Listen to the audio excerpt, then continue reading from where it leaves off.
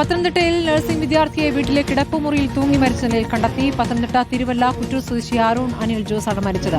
തമിഴ്നാട്ടിലെ നഴ്സിംഗ് കോളേജിൽ 1-ാം വർഷ വിദ്യാർത്ഥിയാണ് ആരോൺ. പ്രവീൺ പുരുഷോത്തമൻ വിവരങ്ങളുമായി. പ്രവീൺ, എന്താണ് ഇപ്പോൾ അറിയാനാകുന്നത്? എപ്പോഴാണ് മരിച്ച നിലയിൽ കുട്ടിയെ കണ്ടെത്തിയത്?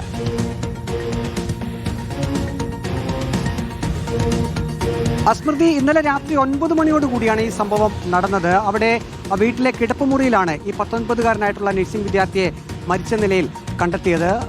അതിനുശേഷം കുടുംബാംഗങ്ങൾ ഉണ്ടായിരുന്നു. പോലീസിനെ വിവരമറിയിച്ചു. പോലീസ് സ്ഥലത്തെത്തി മേൽനടപടികളും സ്വീകരിച്ചിട്ടുണ്ട്. തമിഴ്നാട്ടിൽ നഴ്സിംഗ് വിദ്യാർത്ഥിയായിരുന്നു ഈ വിദ്യാർത്ഥി. കഴിഞ്ഞ ദിവസങ്ങളിൽ മാനസികമായി ചില വിഷമങ്ങൾ അനുഭവിച്ചിരുന്നു എന്നാണ് പോലീസിൽ നിന്നും നമുക്ക് മനസ്സിലാക്കാൻ കഴിയുന്നത്. പ്രത്യേകിച്ചും മൊബൈൽ ഫോൺ ഉപയോഗം എന്നത്